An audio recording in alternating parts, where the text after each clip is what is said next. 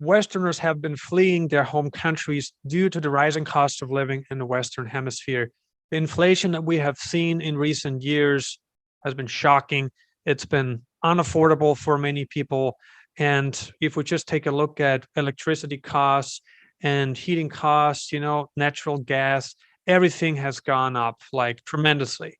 And so people don't really feel like they can afford life in the West anymore. It's just really, really gotten unaffordable in many cases. I know that from my parents that their heating costs, what they spend on oil in the wintertime, has gone up at least 200 to 250% since the start of the pandemic. Like absolutely crazy prices that they have been paying. And the question is, what for? If you can go to a place that's warmer, if you can go to a place that has just more to offer, that offers a better quality of life, and a better quality of life oftentimes means that you can live in a place, you can spend less, and you can get more out of life. I think that's very important. So I wanted to get your thoughts here, Jesse, on the cost of living in Paraguay, like apartments, food, dining out, transportation, necessities, essential things. Like, what would be a good budget for a foreigner who would love to reside in Asunción, Paraguay?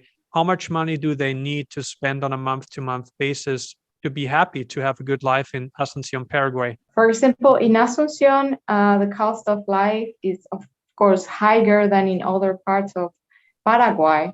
But normally what I heard a lot of, from foreigners is that they feel that they are paying more than a regular Paraguayan, mostly because they choose to, for example, rent houses with Booking.com or Airbnb, which are apps that helps you, of course, to find places where to live, and you don't need to make a lot of investigations or talking with local people to find these houses. So normally, if you rent houses there, of course, you will find the prices higher than what it really costs for a Paraguayan in Paraguay. For example, that's why I heard that many foreigners told me that they find Asunción a bit expensive.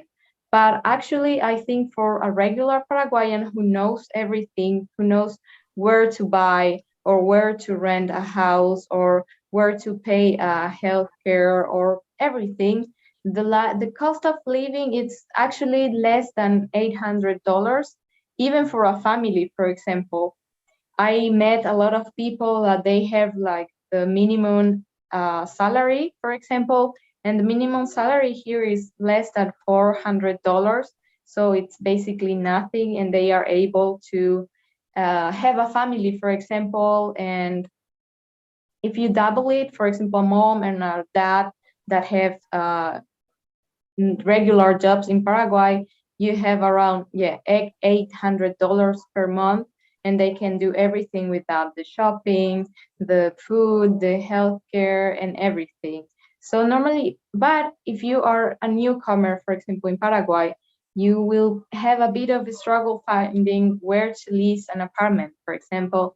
So in Airbnb, you will find a variety of prices from $600 to more than $1,000, which are really fine, because if you just pay that monthly for an apartment, it also will cover your electricity, or for example, a gym inside of your building, and even a pool, for example. So you will have a lot of services inside of your building. Yeah, I just wanted to add something here that's really important, because you said, like, if you want to rent an Airbnb in Asunción, Paraguay, you can expect to pay like $600 to $800 a month for the Airbnb, right?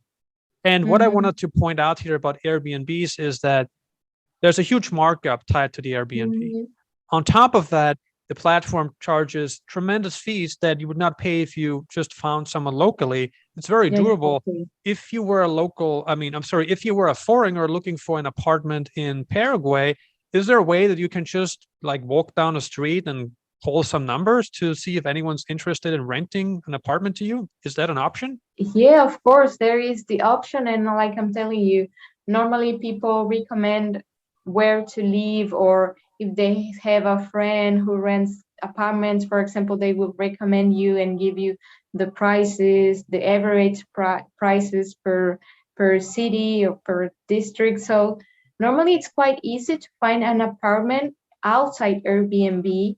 For example, even in Facebook Market, you can find your apartment, and normally people here are very friendly, and even sometimes you will sign a contract, for example, but other times you won't even sign a contract. Mexico is like that a lot.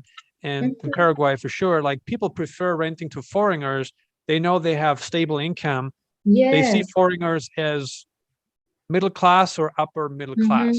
And so when they rent to a foreigner, they feel a lot more secure than if they were to rent to a local person, where they just don't know if that person will pay them or not. And so Airbnb is a great start and it's good, but the markup is really high. Right. Plus, on Airbnb, the platform takes such a tremendous cut that you end up probably spending almost double. You're going to spend at least 50% more, at the very minimum 50%, but oftentimes you spend double than you would have paid if you were to find an apartment on your own. And like Jesse pointed out, you can use Google, you can just walk down the streets, you can give people a call, assuming you speak some Spanish or some Spanglish. And for example, I know that you can find really good apartments for less than $300. It would be a great place. And also, if you are not alone, for example, if you are coming with a partner, it would be great, for example, to share the bills. In Airbnb and in booking.com, the prices are really high and I don't recommend.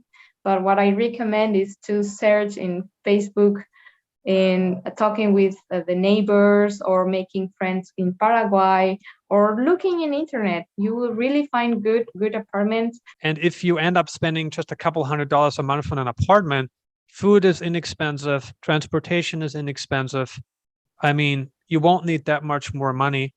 But there are also people, we have to say that there are people that prefer a more lavish lifestyle. They prefer high-end apartments. They prefer to eat out at the most expensive restaurants that exist. And if you eat out at very expensive restaurants, then your costs go up quickly. And if you have other types of expenses that an average person might not have, what we're trying to say here is that you can have any kind of lifestyle that you want in Asunción, Paraguay. I always try to compare. And if you say like you can find an apartment for a couple $100 a month in Paraguay, and we're talking now about an Airbnb that would probably cost you like $600 to $900 a month. So we're talking about a fully furnished apartment with modern furniture in a good location, a nice building, security, pool, gym. So you have all of that for very little money in Asunción, Paraguay. And you know, with that money, with just a few $100s, you couldn't rent a shack in the United States. You couldn't rent a shack in Texas.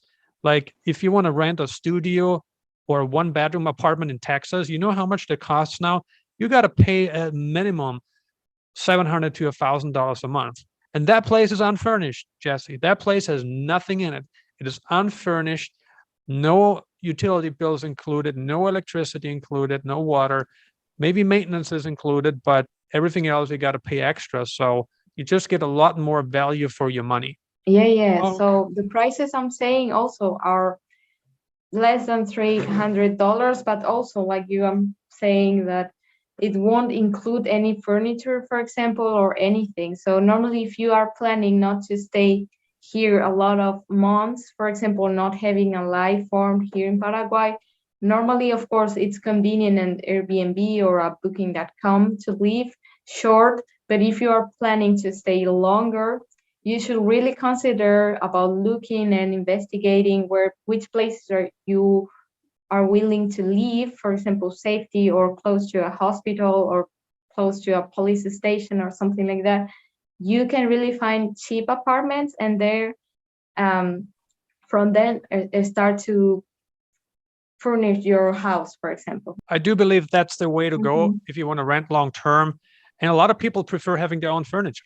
I, for instance, I love having my own furniture. I don't like sitting, on a sofa that's like cushion and, that's smelly, that is stained. It's just not a lot of fun. And so if you spend like half the year in Paraguay or even more than that, if you want to live there permanently, I think it does make a lot of sense to, spend the time, spend the money furnishing your own place. And like Jesse said, if you find something unfurnished, it can be very, very inexpensive, and just buy your furniture. And if you want to leave, let's say you just want to spend maybe 6 to 9 months a year in Paraguay and you want to move out, okay, find like a storage, or maybe you can leave it at a friend's place, depending on how much you have, right? But there are definite options out there that you can use if you want to save money and if you want to have your own furniture. And I think that's important to a lot of people that want to settle down long term. They want to feel comfortable. And what feels comfortable more than anything is when you have your own furniture. Subscribe now and turn on alerts to never miss any of my future nomadism, dating, and business advice videos. Thank you for watching.